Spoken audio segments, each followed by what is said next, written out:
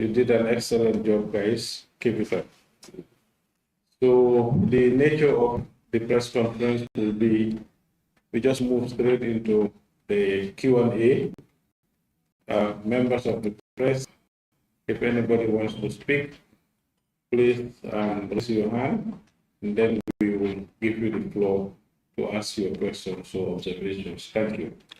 Yes, PS, thank you very much.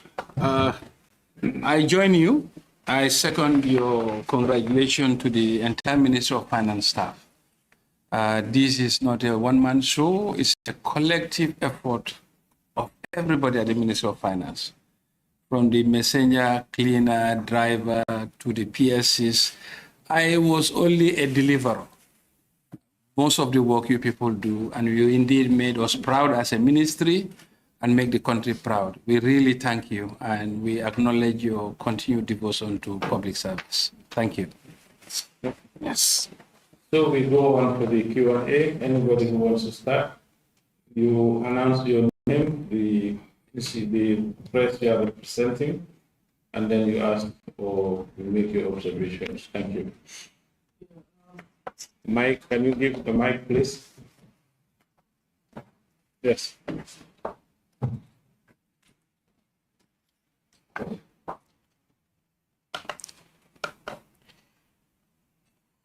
Okay. My name is Lande Sise. I'm a reporter with Gambia Journal. I actually have a concern to raise, and I think your ministry would put it into consideration.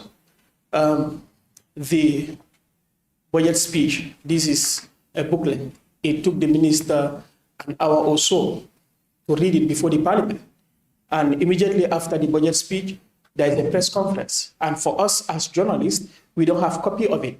And we should have a copy of this prior, at least 2 hours. If we cannot get it a day before, but at least 2 hours or at least an hour before the minister will deliver the speech, so that we can also prepare our questions to question, the minister, because the minister wants effective interaction with the media. But I don't think that would be possible without this, because I got this less than 10 minutes ago. I am trying to go through it, but I cannot, because it is too much. So I think the Ministry of Finance should put into consideration next time to provide journalists with the speech at least an hour before the minister delivers it, so that we can do it and prepare ourselves, so that we have effective interaction with the minister during a press conference. That's my concern, because right now for me, I don't have any other question to ask, because I did not read, and where I sat upstairs there, I could not have the minister properly. So that's my concern. Yeah. Oh, okay, I'll take that with myself. The budget speech has some also very sensitive issues, particularly the revenue measures. So you cannot share that before the speech is read. It's only after the speech is read that you can share it. Even if you observe in the chambers, the budget documents were delivered towards the last end of the statement because of their sensitivity. So please understand that. Thank you. Okay, you have the floor.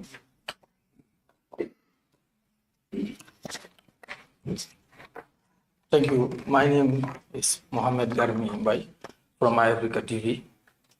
I have two questions.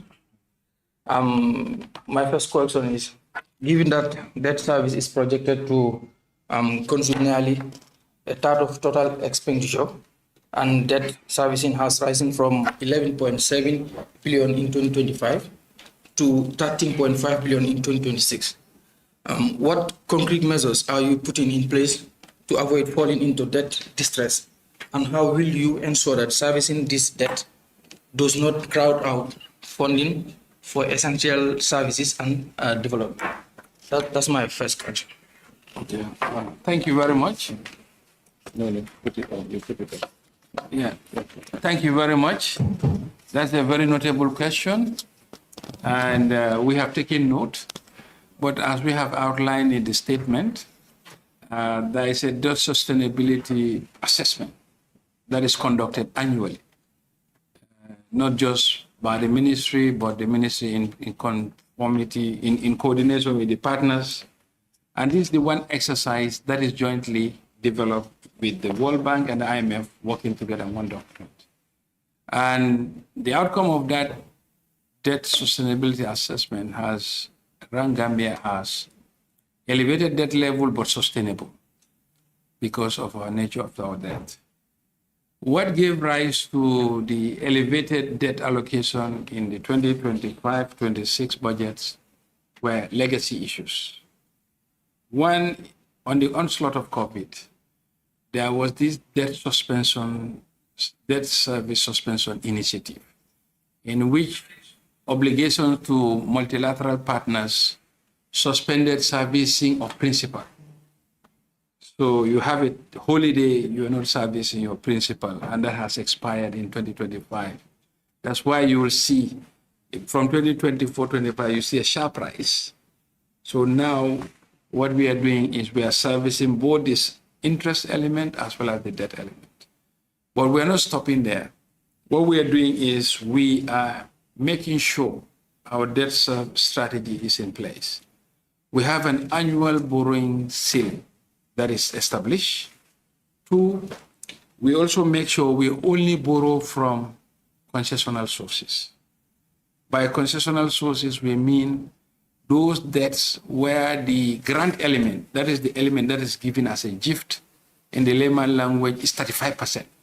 So it means for every dollar we contract in the international market with our partners, it must fulfill the requirement that the gift component will be 35, and we will only service in present value terms 65%. That's two. And then the third element is the nature of the debt itself. That has been very prominent, and we have even gone on to explain it further. And it's difficult to discuss debt with just words. We need to come up with graphs, with numbers, with dates, and that's what we are going. That's the part. I've tasked my team that we will have a press event where we'll invite the press to walk them through the debt evolution. Because I will be deliberate on this question because it has been asked, and it's rightly so. Because were it not for debt service, we could have done much more. But this is not unique to Gambia alone. When COVID took off, all the countries globally, their debt element went up.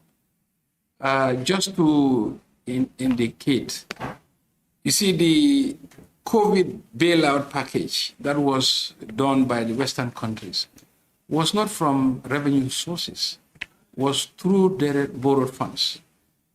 That's why you will see after COVID, all the debts of the countries have gone up. And we will share with you global publications such as the World Debt Report that is published by the World Bank, which indicates the debt of all countries in the world in terms of obligations internationally are concerned.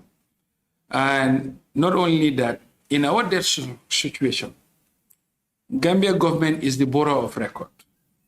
But there is a significant portion of the debt which are owed by the parastatals, such as the NAWEC, the GAMTEL, the GAMCEL, the GCCA, and the Gambia GGC, which government is assuming. So that's why if you look at our total debt stock, a large part of it is related to that. Then the other element that causes debt to be a bit elevated is we have 60% of our debt portfolio in foreign currency. You see for every decline in the exchange rate, the dollars equivalent of those debts are going. So this in a nutshell are the impact of the debt situation. Our debt stock is elevated but sustainable, and efforts are being made to contain it. So I'm sure we can go on, but like as I have, my team will also take up for additional clarification. Yes, I think I want to have on 2 points. One is the fact that because we are taking up contingent liabilities from the state-owned enterprises, this is also because they have not been performing financially very well. So going forward, the reforms in the SOEs are expected to ensure that all SOEs also live up to their obligations in terms of paying debt. So that could be an avenue in terms of fiscal space created as a result of this. But the general discussion about debt is also taking debt is not bad in general. It's where you invest it in the debt itself. If you look at what has been happening in this country, there have been substantial investments in education sector. A case in point is the Faraba Bantan campus. Another one is the infrastructure development with the Ministry of Works, roads, bridges. So this will also help the country in its growth trajectory and its revenue earning capacity to repay the debt in the medium to long term. So I just wanted to underscore that this notion of people talking about debt is a major concern, but as long as we are investing the monies in the right areas, the payback period in the long term will come. So thank you very much. You want to add? Yes, Director of Debt is also going to chip in.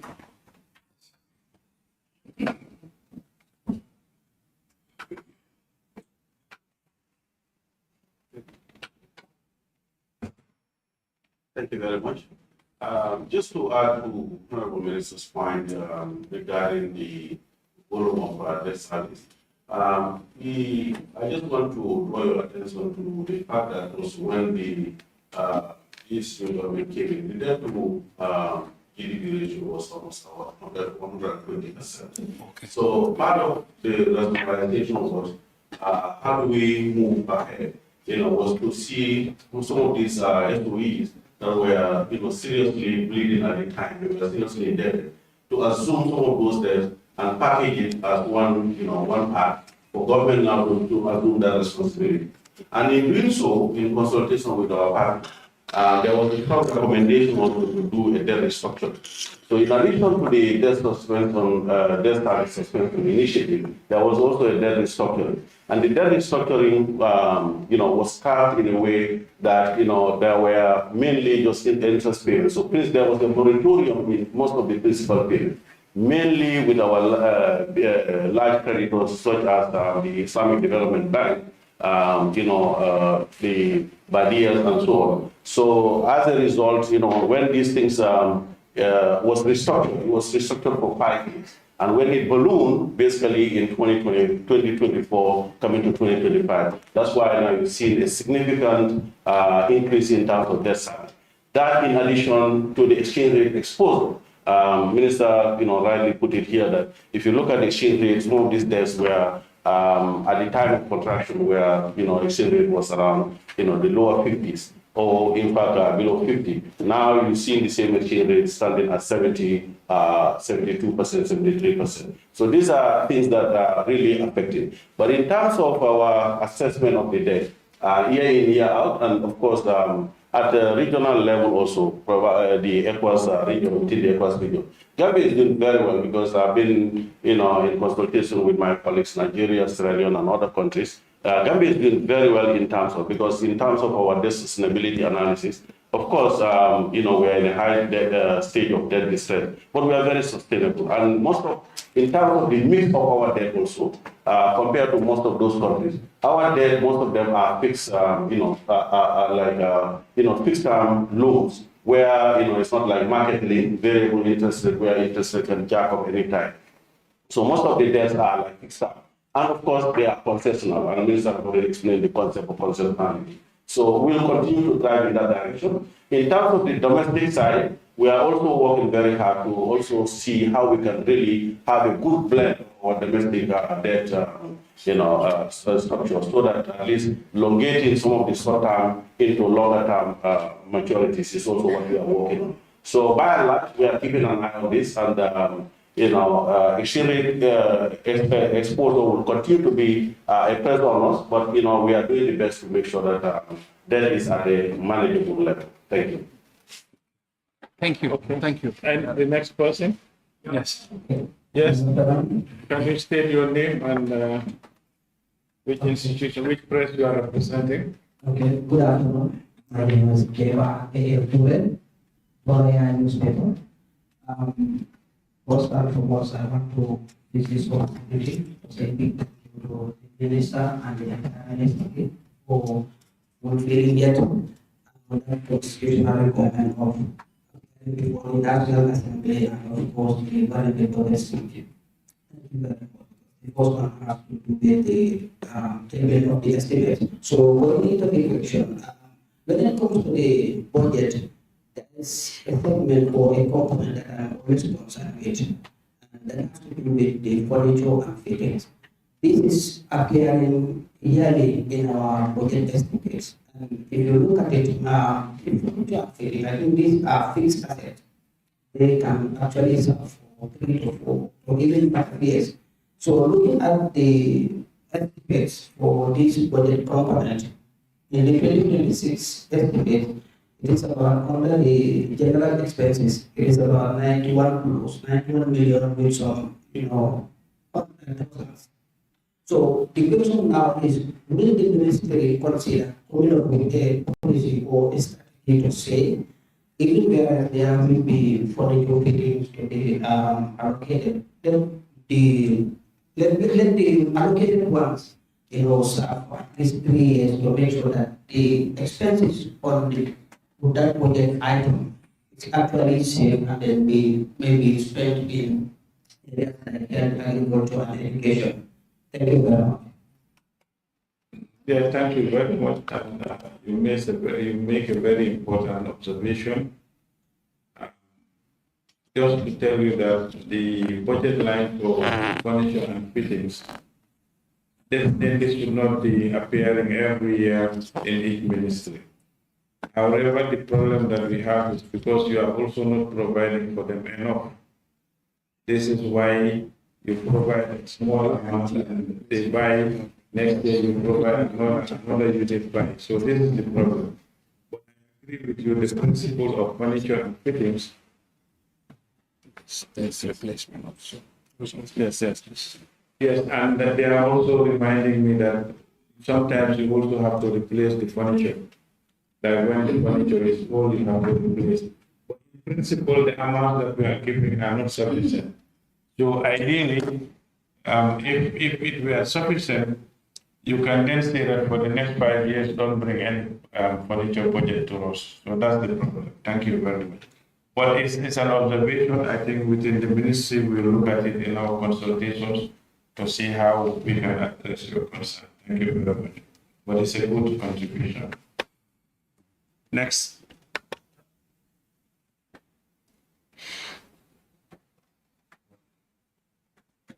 Can we have somebody with a roaming mic, please? Let us also bear that today is Friday, so we have obligations to go and pray also. For QTV, I think you would skip you because you already had enough of the minister. We'll give you one. My name is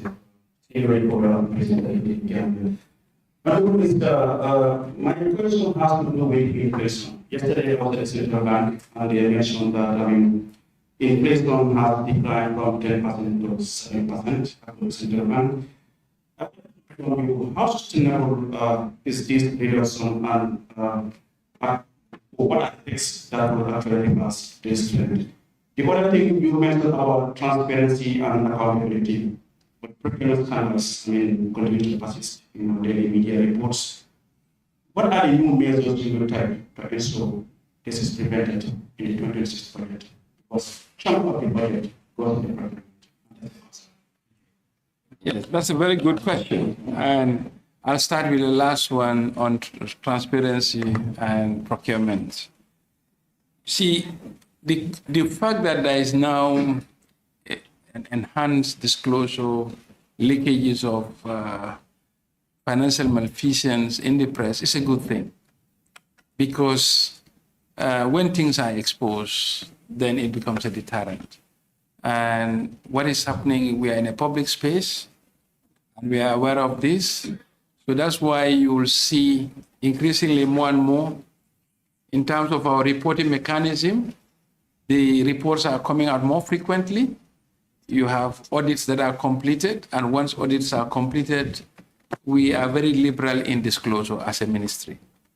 Just to quote a case in point, when we finished the accounts of 2021, 2022, and 2023, we encouraged the National Assembly to disclose this publicly, even though protocol-wise, it would have gone through the FPAC before it goes out. What we believe in transparency, and that is one of the biggest tools you can use.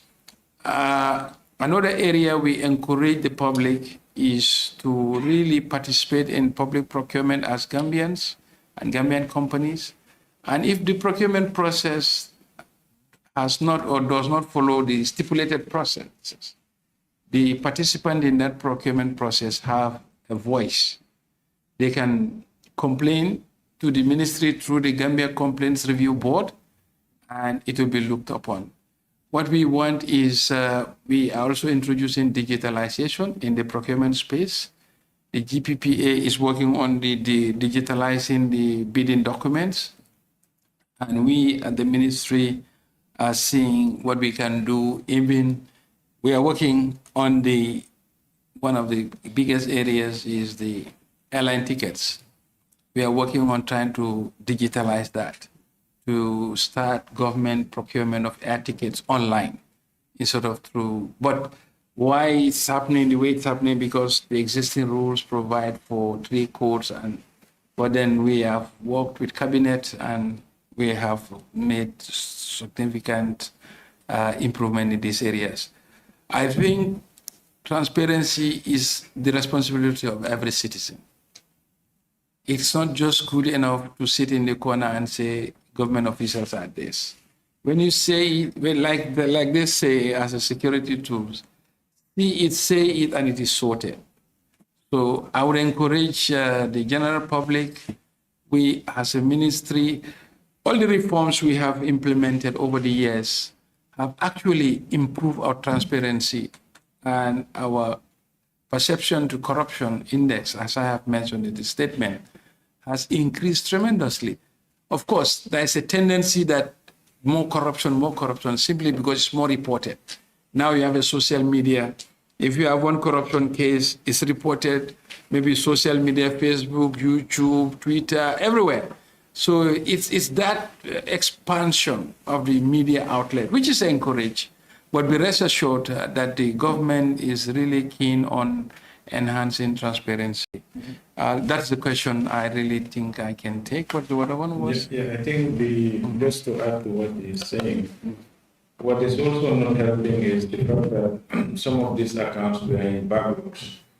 So you will realize that if, for instance, 2021 results are announced, 2022, 2023, the intensity of the report in terms of procurement violations will be more than if we were current and just dealing with 1 year. So I think that also has to come up.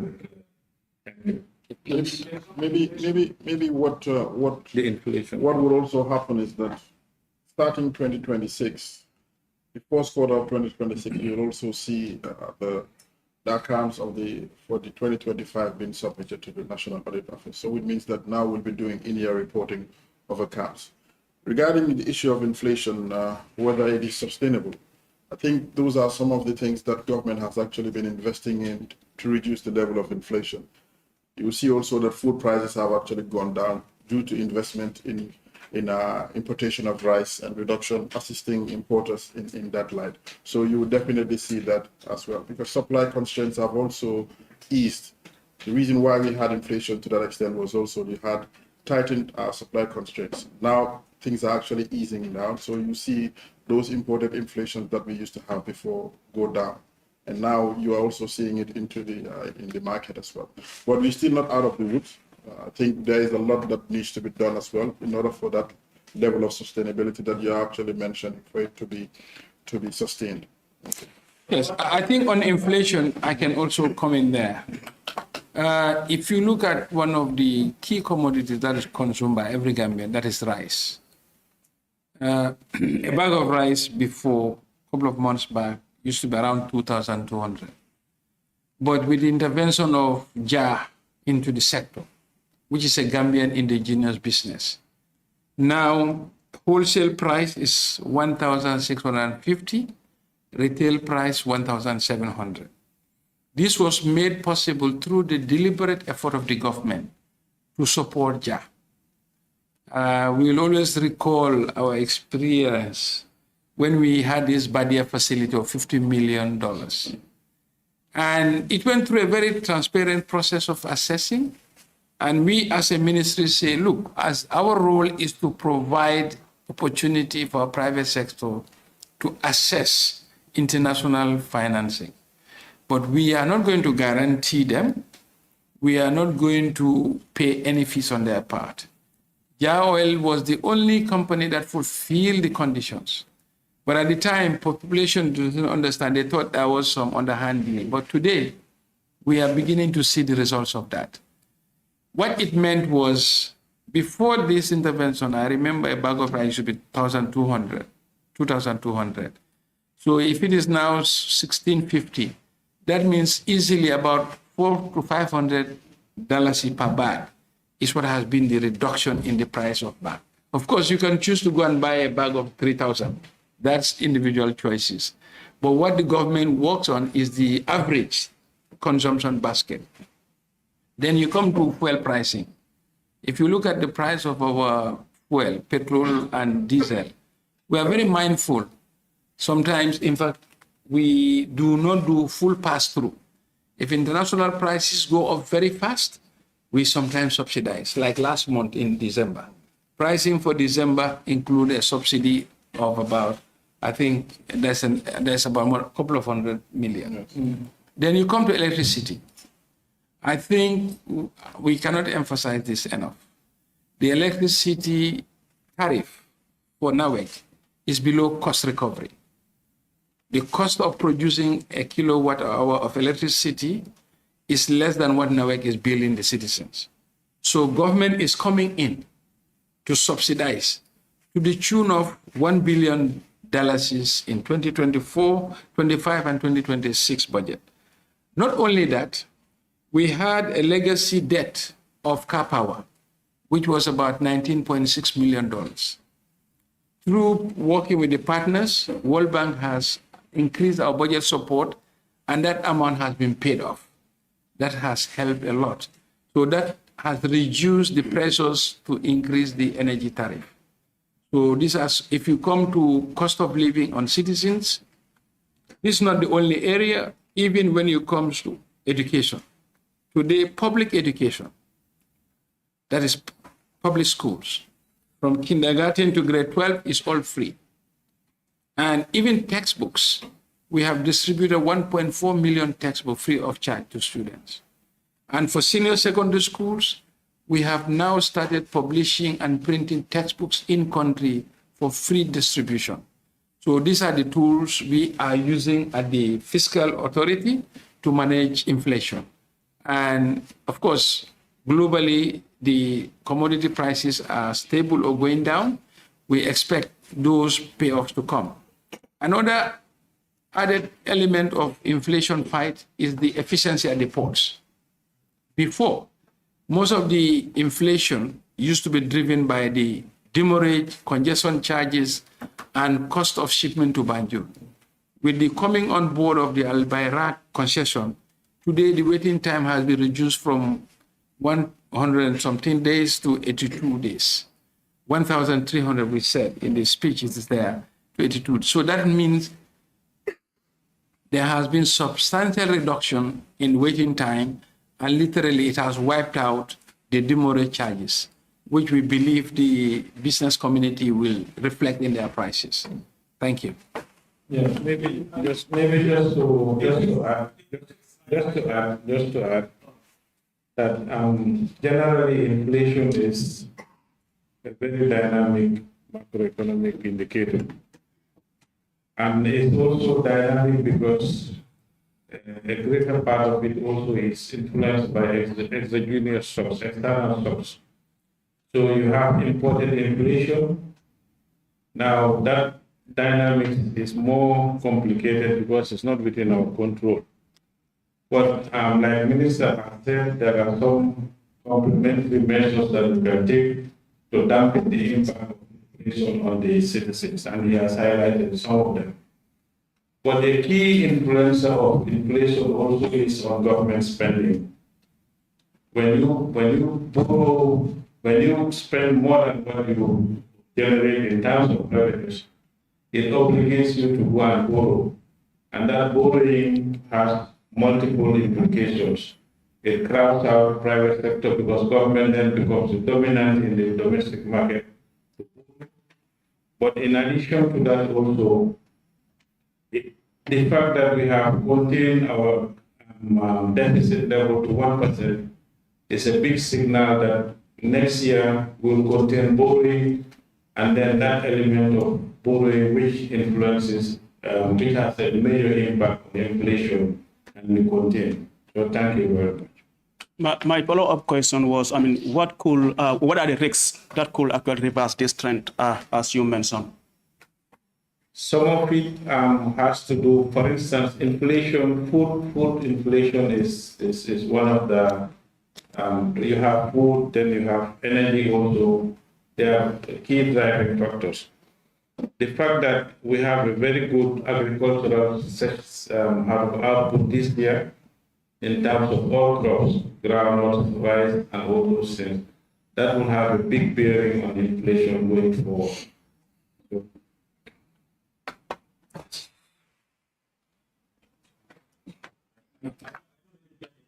I was asking the risks, what are the risks that we foresee that will actually reverse this trend,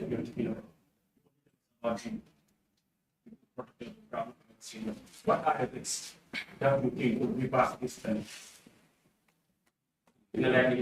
Oh, okay. If I get you right, if I get your question right, you say the inflation is a downward trend. What are the risks for that downward to be reversed? Well, basically, no economy is in isolation. If the global prices for oil imports go up or the exchange rates go haywire, these are risks to any inflation. Thank you. Can we have one more question before we wrap this up? Because today is Friday and it's almost Juma prayers. Okay. Once again, came to the big one. I remember when the management of the GDC, when they appeared before PEC, they have highlighted their issues and then they have proposed a capitalization of 1.8 billion. I just want to know, as a ministry, what are you doing about this, and when do you think this can be realized? Thank you. Take it. Yes. Yes. They proposed a recapitalization of almost in excess of 1 billion. And we did actually mention that from the government side, we couldn't actually fully implement that. What the National Assembly has done this time around is to provide 300 million as a starting capital for them to commence with those resources. We're hoping that in the medium term, we will be in a position to be able to put in additional resources to that effect as well. Okay? Yes.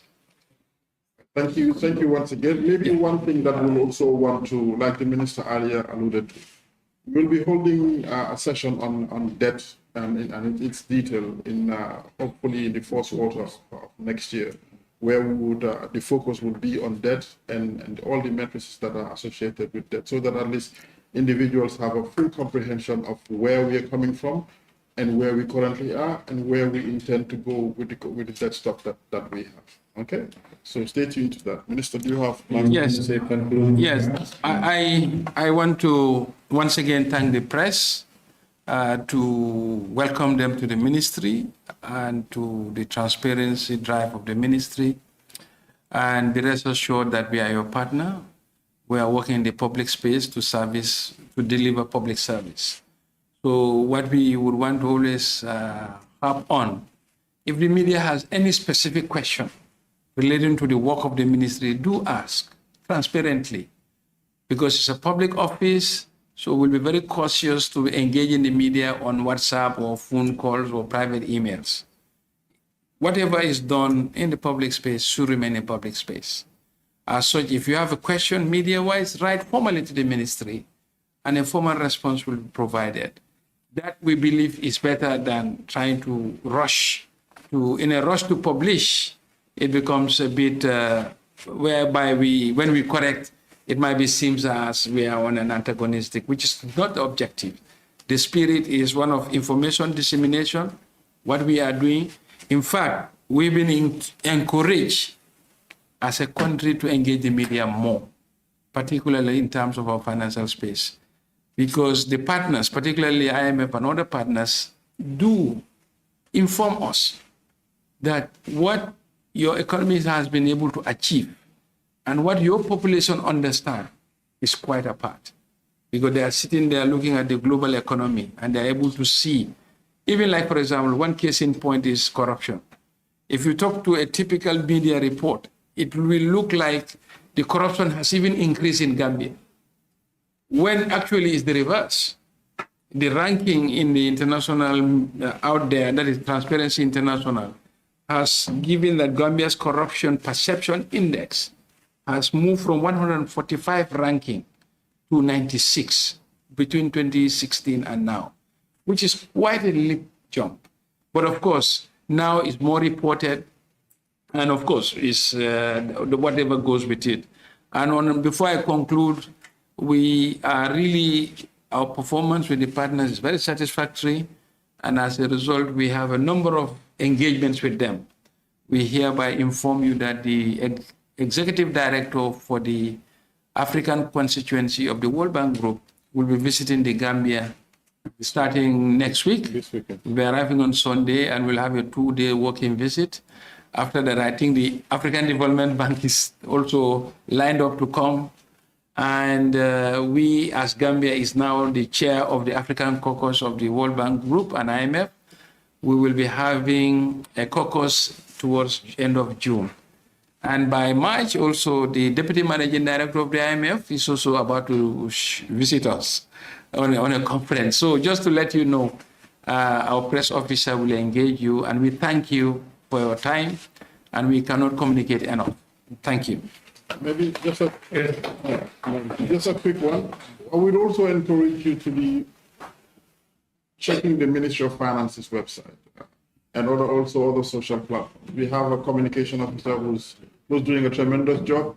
And some of these questions that you might have, you can channel through her so that the requisite directorate will also prepare responses for the ministry. Thank you. Thanks. Okay, on that note, members of the board, staff of the Ministry of Finance, we thank you all for attending this press conference. And we close the session. Can I suggest that the Ministry of Finance staff, let's remain here for a minute. Thank you. But we can excuse the rest to